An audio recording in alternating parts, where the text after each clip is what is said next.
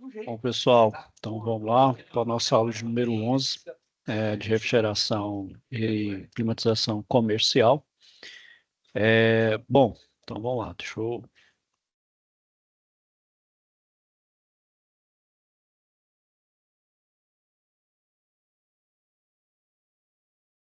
Na aula passada, pessoal, só o...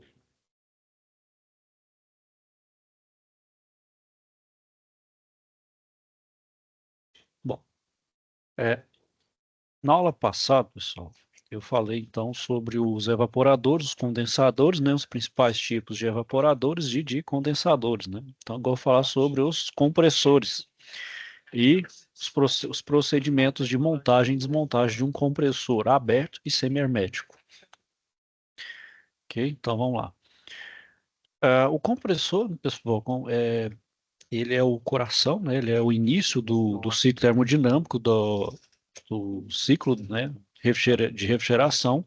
Então, eu injeto um trabalho nesse compressor, então ele comprime o gás, né? Ele vai comprimir o gás refrigerante, que vai transformar ele de baixa pressão para alta pressão, onde na linha de alta pressão eu condenso e na linha de baixo eu evaporo esse gás refrigerante. Então, eu preciso do compressor para realizar esse ciclo termodinâmico, essas trocas térmicas aí.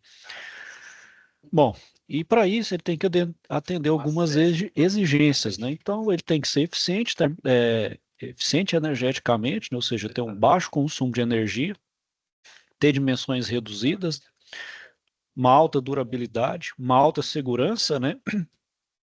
Visto que ele está operando com fluidos refrigerantes e na grande maioria são fluidos nocivos tanto para pessoas como também para o meio ambiente. Tem que ter uma operação silenciosa, né? Ainda mais se for para questão de climatização, então preciso de baixo ruído, né? Baixas vibrações e também um baixo custo de aquisição, visto que de todo o conjunto de sistema de climatização de refrigeração, o compressor ele é o componente mais caro, é que ele tem o maior valor agregado, o mais, vamos dizer assim, sensível, e também o mais caro. Bom, quais são as classificações dos compressores? Ele pode, então, ser um deslocamento positivo ou volumétrico, aí dentre eles eu tenho o alternativo, né, a gente chama de com pistão, a gente tem os rotativos de palhetas, o de parafuso, o de lóbulos e o scroll, né, que é o chamado de voluta ou caracol.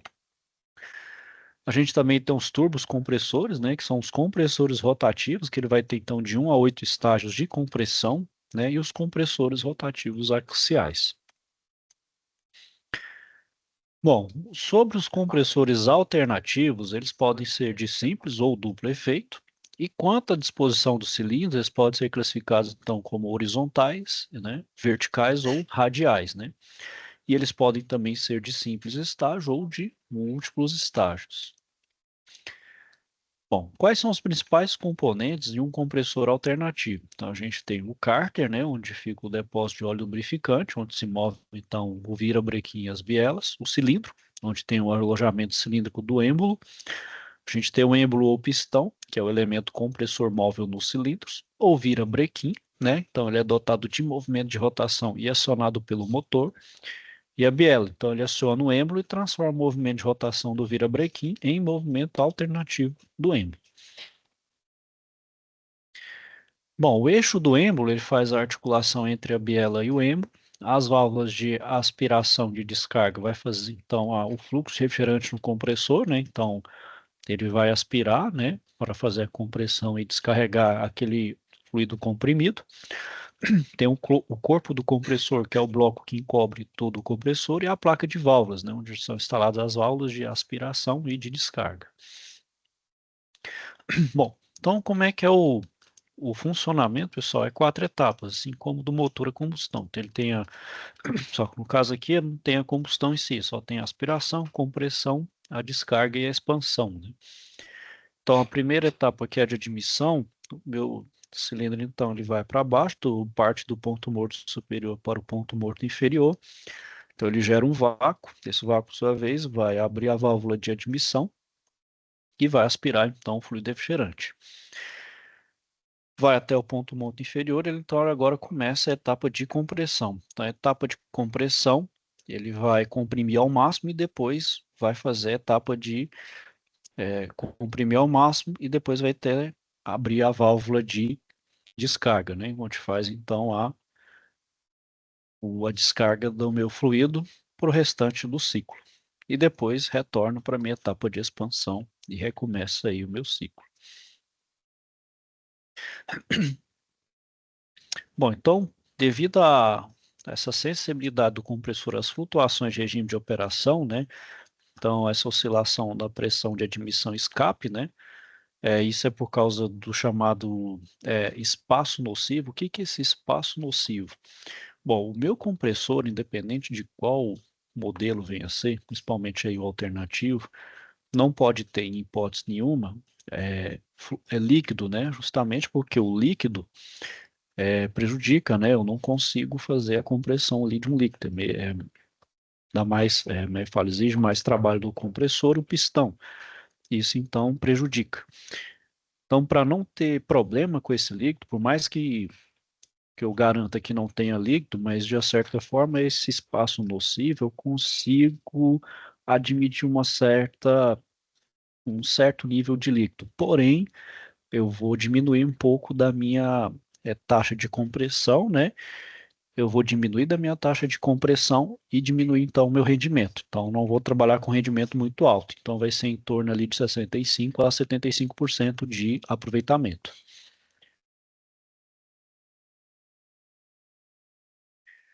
Quais são os fatores, então, que contribuem também para reduzir essa chamada eficiência adiabática, né? Essa eficiência adiabática que é aquela que a troca de calor ela é constante, não tem ali uma troca efetiva de calor, né? Bom, não vai ser 100% garantir que vai ter essa troca diabática, por quê? Porque tem atrito mecânico entre os componentes do compressor, né? Esse atrito ali gera perdas. Além disso, eu tenho a perda de carga do refrigerante pelas válvulas, né? Então, o fluido ali que escoa sob válvula, curvas e na própria tubulação, vai gerar uma perda de carga. Isso é natural, porque tem um fator de atrito. E vai ter também o aquecimento do gás no processo de aspiração. Então, e como ocorre a lubrificação e o resfriamento do óleo, né, no compressor, né? Nas unidades de pequeno porte, né, essa lubrificação eu faço salpicagem de óleo, né? Então joga como se fosse uma aspersão de óleo ali, que é meu próprio eixo do motor, né? Então a inércia do motor pega ali o óleo do kart e vai jogando ali como se fosse salpicando mesmo o óleo em cima ali do pistão, né? E nos compressores na refrigeração industrial, ela é do tipo forçada, né? A gente utiliza então bomba de óleo, visto que o corpo do compressor é muito maior, então eu preciso de uma, uma lubrificação forçada. É uma bomba de óleo que pesca esse óleo e joga para todo o sistema, né? E a temperatura do óleo também tem que ser mantida em níveis satisfatórios, né, pelo sistema de refrigeração durante a operação e aquecido, né, durante os períodos de parada, para evitar então a dissolução do refrigerante, né? Então, eu tenho que pensar do fluido refrigerante que vai para o ciclo e também tenho que pensar, né, no meu óleo para ele se manter enquanto lubrificante, para ele não se misturar ao fluido refrigerante, né? Então, para ele ser separado e não misturar, e nem o óleo também, nem o fluido refrigerante ir para junto do cárter. Então, eu tenho que pensar nesses dois, né? Eu tenho que pensar ali nos dois fluidos, né? No fluido refrigerante e no óleo, né? Então, a temperatura tem que ser mantida para ele ter, para não alterar a viscosidade. A gente sabe que a temperatura está relacionada à viscosidade. Se eu aumentar a temperatura, eu diminuo a viscosidade do meu óleo, então eu vou perder aquelas características de proteção, principalmente ali da câmara ali, né? Do compressor. Então, o pistão ali vai ficar desprotegido. E principalmente se estiver parado por muito tempo, né? Então para ali, né? Então, de certa forma, não tem movimento e ali tem fluido refrigerante. Então, eu preciso garantir que não tenha, por exemplo, o fluido refrigerante misturar o meu óleo. Então, eu utilizo ali um aquecimento para evitar, né, a dissolução do meu refrigerante junto ao óleo. Bom, e esses compressores também, pessoal, tem um sistema de segurança, né? Então ele para o compressor quando a temperatura do óleo estabelece, né? Chegar a um nível pré-estabelecido, justamente para não perder suas características lubrificantes, né? Ou quando também a pressão está suficientemente baixa, perigosamente baixa.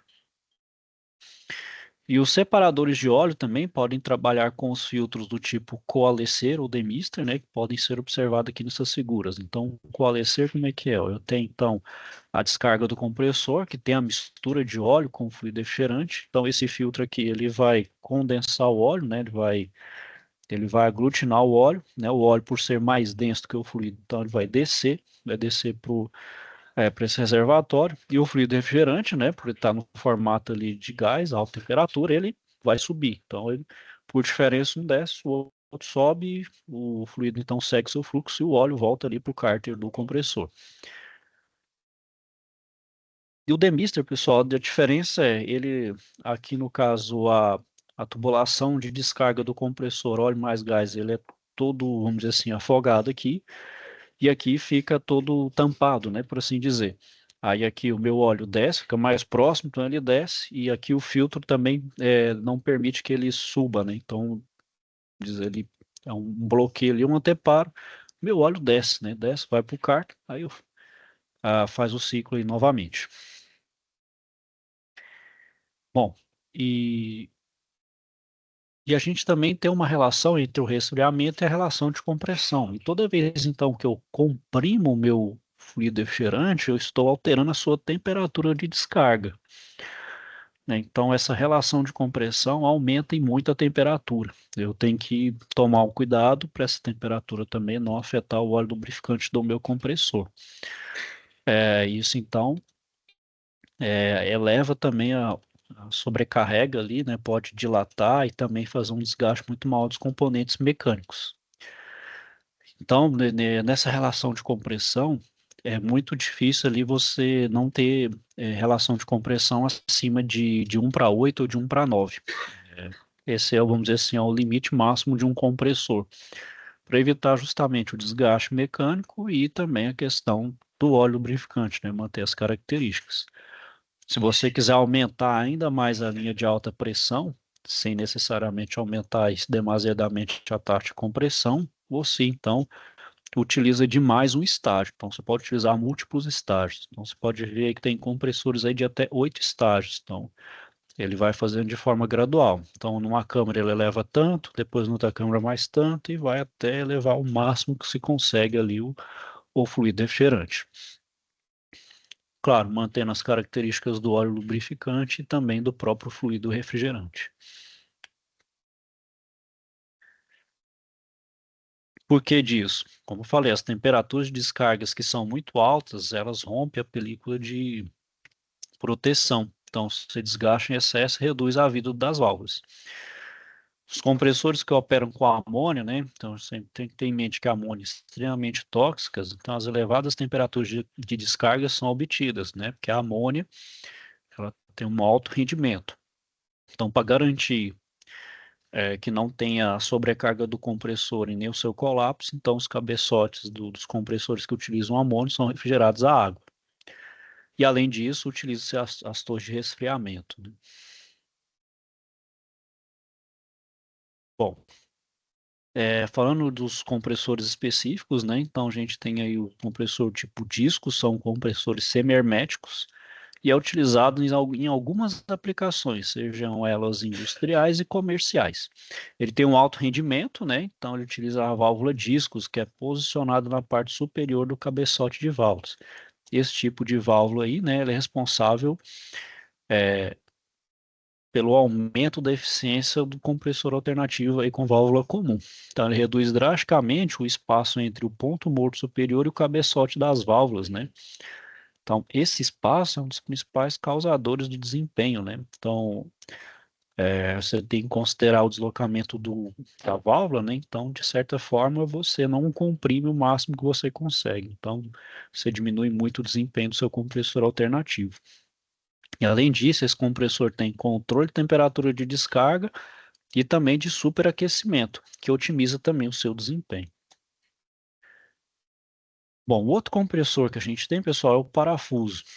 De todos os compressores, esse tipo é o único que, como diz, que aceita sem maiores problemas, né? Sem problema de danificar ou de diminuir sua vida útil, o fluido refrigerante na forma líquida. Então, ele aceita ali uma boa fração desse fluido no estado líquido, sem maiores prejuízos ali para o seu rendimento e nem para o seu funcionamento. Bom, então ele é composto de dois tipos de elemento. Então ele tem o rotor macho, que apresenta 4 lobos, e geralmente ele é o condutor, e o rotor fêmea, que tem 6 reentrâncias canais, e é o chamado de conduzido. Então o rotor macho ele tem uma velocidade que é 50% maior do que o rotor fêmea. Então o rotor macho aciona o rotor fêmea, que fica alojado em uma carcaça estacionária, né? Então por isso que um chama de motor, né? E o outro é o movido, né? Ou conduzido, né? Então, como acontece? O refrigerante, então, ele entra pela parte de cima, como está aqui, né? Vai girando até chegar na parte inferior por onde ele sai, né? Então, aqui é a rotação, né? Bom, então o refrigerante retido na cavidade, ele move circulando, né? Até encontrar um ressalto no motor macho, né? Então, nos espaços vão se comprimindo até sair por baixo, né? Na parte de baixo e no ressalto da cavidade. Bom, e nesse compressor especificamente, o lubrificante, né, o óleo lubrificante dele é responsável, então, tanto para lubrificar quanto também para vedar, né, para evitar por exemplo, o fluido refrigerante saia, por exemplo, entre os parafusos ali, entre o corpo dos parafusos. Então, o óleo que deixa o compressor, né, arrastado pelo gás, tem que ser separado, né, para evitar o acúmulo em outras partes do circuito. Então, essa mistura tem que passar por um separador, né, então, como esse primeiro aí, ó. Então, entra o fluido, né? Entra então com uma mistura. Então, o óleo por gravidade desce, né? E o filtro, então, né? Vai fazer a separação. O gás segue o seu fluxo, o óleo fica aqui no separador e volta para o compressor.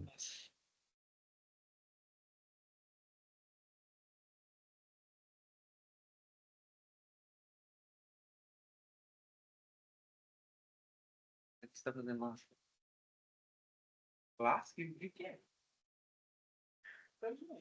Bom, o resfriamento aí com água ou salmoura, né? Então, a gente tem aí uma forma de resfriar aí, né? O óleo, né? Então, por exemplo, o refrigerante entra no compressor, vai ter uma mistura, né, com o óleo. Então, o óleo refrigerante vai para o separador. O óleo, então, é separado do fluido, o fluido segue para o condensador. Esse óleo, por sua vez, vai estar em alta temperatura, ele é bombeado para o trocador de calor. E esse trocador de calor é com água ou salmoura. Então, ele diminui a sua temperatura e volta para o compressor. Então, aqui ele é uma troca de calor, né, de resfriamento com água ou salmoura.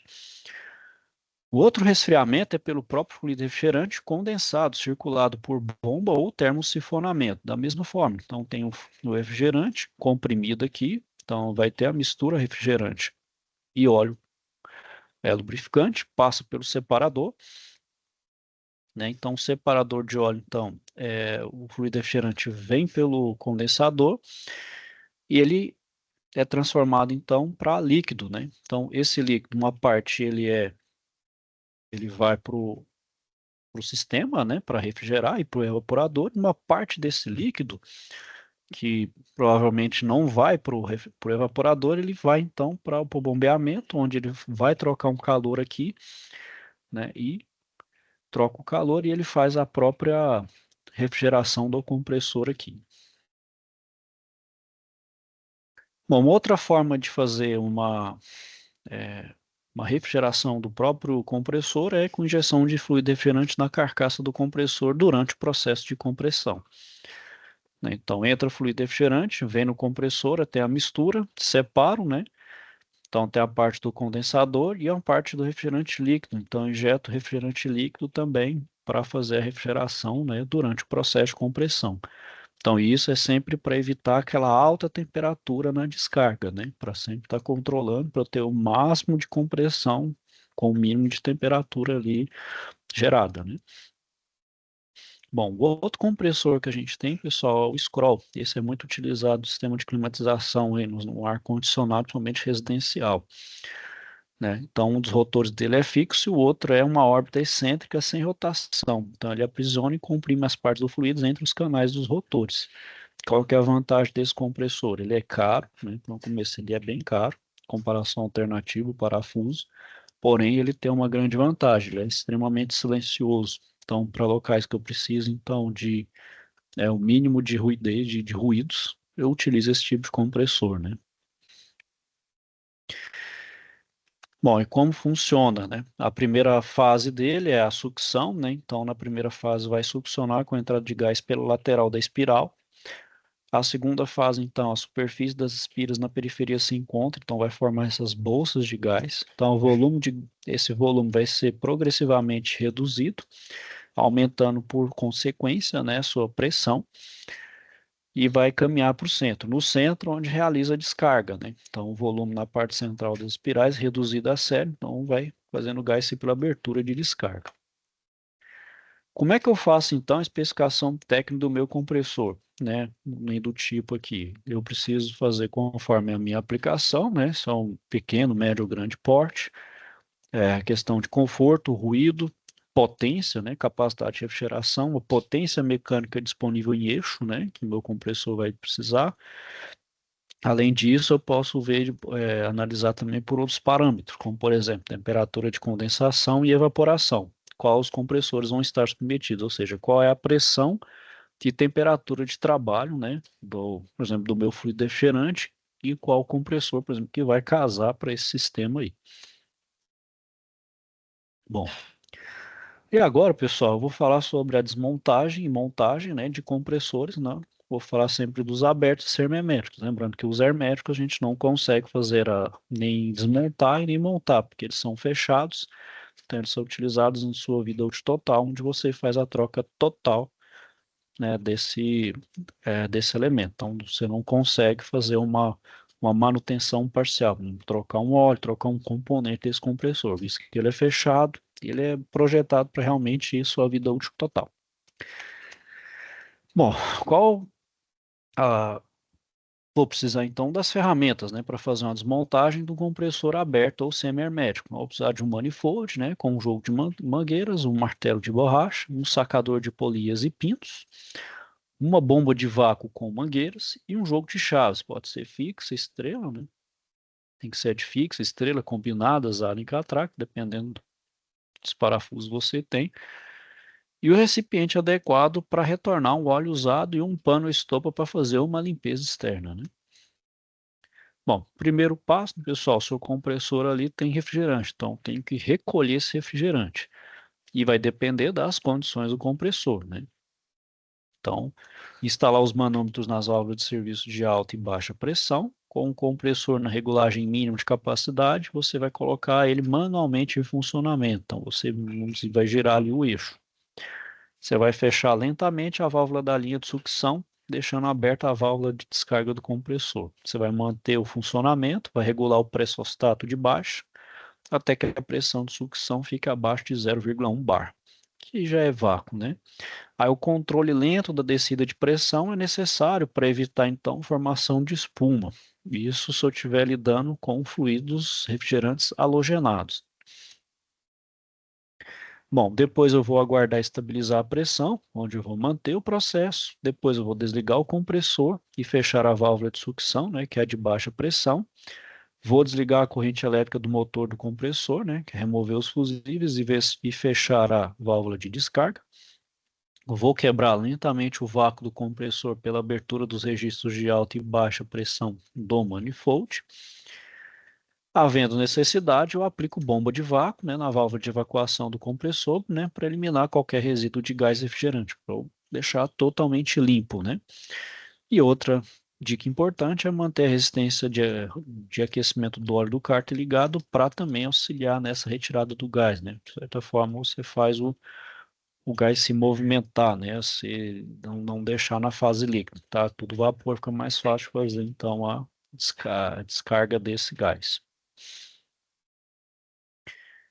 E considerando que meus compressores não estejam em condições operacionais, né, então a gente utiliza uma bomba de vácuo no meio da válvula de evacuação para eliminar todo o fluido refrigerante. Então, vou ligar a resistência do óleo por algumas horas, depois vou desligar a resistência e fechar as válvulas tanto de sucção e descarga. Vou conectar a mangueira da bomba de vácuo na válvula de evacuação e iniciar o vácuo até que a pressão fique abaixo de 0,1 bar. Vou desligar a bomba, né, e cortar a corrente elétrica do motor do compressor. Bom, segundo passo, vou drenar o óleo do cárter, né? Então, tirei todo o fluido refrigerante, agora eu dreno o óleo do cárter. Então, vou desligar previamente a resistência de aquecimento do óleo, fecho a válvula de retorno de óleo do separador, preparo o recipiente, então, para recolher o óleo, né? Para não derramar em lugar inapropriado. Removo o bujão de dreno, né? No cárter. Bom, e se tiver pressão acumulada, né, óleo quente também pode espirrar, ainda mais se a resistência tiver sido desligada há pouco tempo, então meu óleo ainda está relativamente quente. Então, tomar o cuidado para não sofrer queimadura e o jato do óleo quente, né? Proceder com o recolhimento total do óleo, né? Então, não descartar de qualquer forma, né, e fazer a armazenagem da forma correta. E ao fim da drenagem, você recoloca então o bujão do cárter, onde vai executar o aperto recomendado. Eu utilizo um torquímetro de preferência, ok, pessoal? Para não forçar além da conta, que não precisa de fazer muito esforço, apenas fazer a conexão ali simples, sem precisar fazer um esforço excessivo.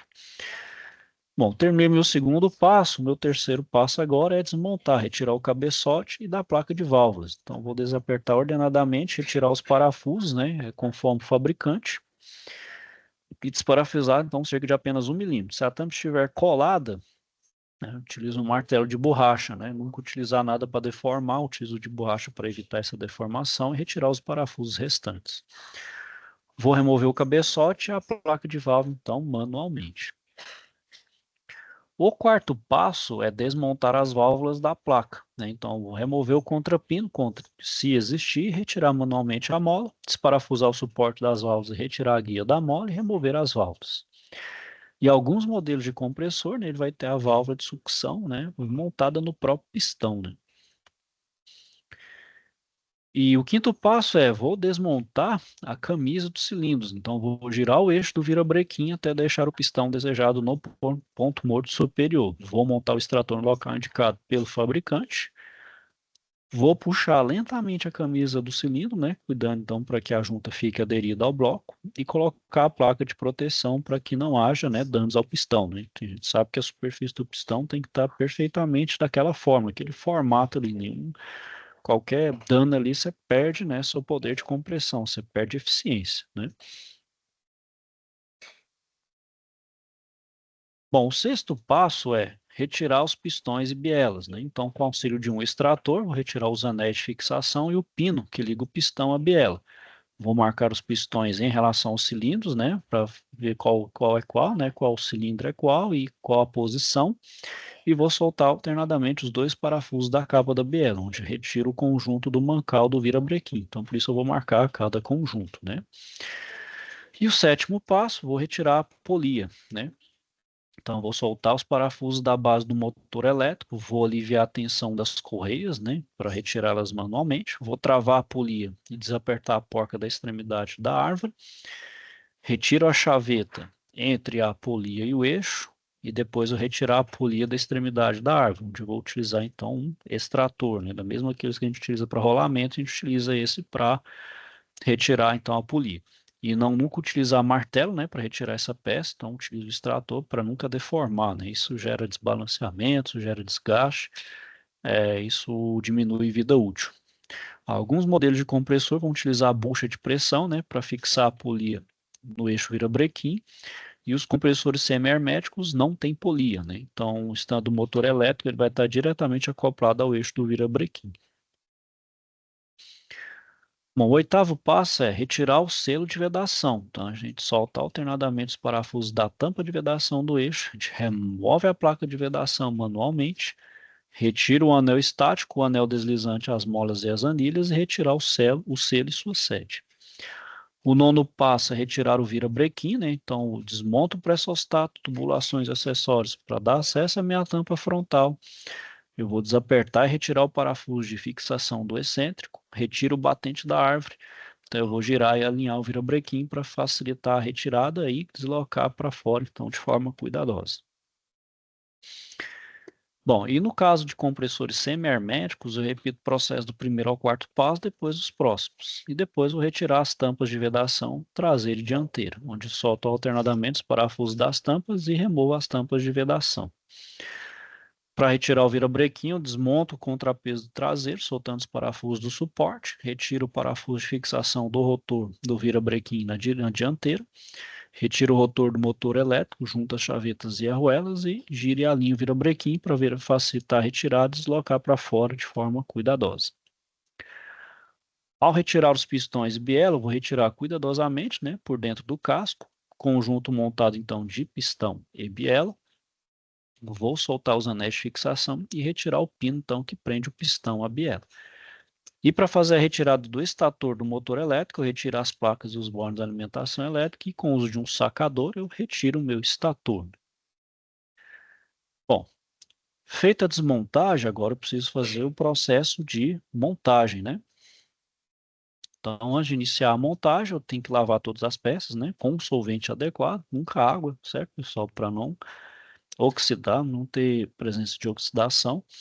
Secar com ar limpo, né? Uso o jato de ar ali comprimido. E usar as ferramentas, né? Então, por exemplo, manifold, martelo de borracha, torquímetro, bomba de vácuo com mangueiras, jogo de chaves, um óleo novo para reposição, um jogo novo de juntas de vedação, nunca reaproveitar, se você desmontou, coloque novas juntas, e panos ou estampas para limpeza externa. Então, primeiro passo, pessoal, instalar o virabrequim, né? Vou lubrificar as peças, né, com o óleo adequado. Vou montar o rolamento principal com os parafusos, pinos e anilhas. Vou colocar o virabrequim no interior do kart, levando até o limite. Vou colocar o batente da árvore e apertar os parafusos de fixação com o torque adequado, né? A gente está lidando com a peça rotativa. Torques inadequados ou de forma não, não homogêneas ali, ou não iguais, o que vai acontecer? Vai desequilibrar, vai desbalancear o seu sistema. Montar a tampa do rolamento principal aplicando a junta padrão e medir a folga longitudinal do virabrequim e ajustar, né, conforme o fabricante. Segundo passo, eu montar a polia no eixo virabrequim. Então, eu coloco a porca na extremidade do eixo. Depois, eu monto os pistões nas bielas, né? Então, aquela marcação que eu fiz agora nas respectivas bielas, né, devidamente marcado. Vou colocar o anel de retenção do pino no orifício de pistão e aquecer o pistão em banho de óleo, né? Então, eu coloco o pistão em banho de óleo a 70 graus Celsius. Ele dá devidamente dilatado ali para poder fazer o melhor encaixe é, na câmara, né? Vamos montar os pistões nas bielas, então eu introduzo a biela com rolamento já montado e coloco o pino. Monto o segundo anel de retenção para fixar o pino. Posiciono as bielas e pistões montados em seus respectivos mancais e coloco a capa da biela no lado oposto, onde eu monto os parafusos e aperto também com o torque adequado. Então, isso aqui com torquímetro. No caso de bielas inteiriças, vou posicionar o conjunto biela e pistão no bloco e posteriormente colocar então o virabrequim e o selo de vedação. O quarto passo é montar o selo de vedação. Então, vou limpar o eixo do virabrequim e lubrificar as peças. Vou montar o anel deslizante sobre o eixo do virabrequim, apertando alternadamente os parafusos de fixação. Verificar as folgas, né, e respectiva posição de montagem. Então, as folgas têm que ser conforme o fabricante para deixar sempre na melhor questão de balanceamento. O principal aqui é balanceamento, visto que são compressores aí alternativos, né? Montar molas, anilhas e anel elástico, anel estático na tampa do selo de vedação. Lubrificar novamente as peças, colocar a junta de vedação e ajustar a posição da tampa ao anel deslizante. Verificar as folgas também aí. E montar e apertar alternadamente os parafusos, ou conforme o fabricante também indica esses apertos, né? Para também ter uma melhor distribuição de força ali, de torque dos diferentes parafusos, para ter uma melhor ajuste aí. Quinto passo, montagem da camisa de cilindro. Então, giro o virabrequim até que o pistão, que deve ter a camisa montada, fique no ponto morto superior. Coloco a nova junta entre o casco e a camisa do cilindro. Vou lubrificar a superfície do pistão e do cilindro. Vou alinhar o pistão com a camisa e deslizar até o encaixe e repetir o procedimento até montar todas as camisas, né? Por fim, montar as válvulas, né, na placa. Então, colocar as válvulas no suporte, encaixando as guias e molas, parafusar e apertar o suporte e colocar os contrapintos. E verificar a vedação das válvulas aplicando teste de queda de pressão, né? Que aí é recomendado pelo fabricante. O sétimo passo, montar a placa de válvula do cabeçote. Então, coloca a junta entre a placa de válvula e o bloco do compressor. Posiciona a placa de válvula no bloco. Coloca a junta entre a placa de válvula e o cabeçote. Né? Coloca o cabeçote, coloca os parafusos e apertar eles ordenadamente com o torque recomendado, né? Justamente para melhor balanceamento e ajuste de forças, né? No caso de compressores semi-herméticos, pessoal, o primeiro passo é instalar o estator do motor elétrico, né, já que ele é direto, né, do semi-hermético, conectar os bornes e placas, e depois montar os pistões e bielas, e depois montar os processos do item A e E do terceiro passo do procedimento de montagem, e inserir o conjunto montado pistão e biela cuidadosamente por dentro do casco. Depois montar o virabrequim, né, girar e alinhar o virabrequim para facilitar a montagem e deslocar para dentro do casco. Colocar as arruelas e chavetas no eixo e monte o rotor do motor, verifique o torque, né, para o torque adequado para o aperto, e montar o contrapeso traseiro e verificar se gira livremente. E por fim, montar as tampas de vedação traseiras e dianteiras. Bom, a gente posiciona as juntas de vedação e coloca as placas, a gente parafusa alternadamente com o torque recomendado. Ok, pessoal? Bom, então era isso que eu queria falar com vocês. Qualquer dúvida, então, estou à disposição. Vou desejar a todos boa tarde. Fiquem com Deus e até a próxima.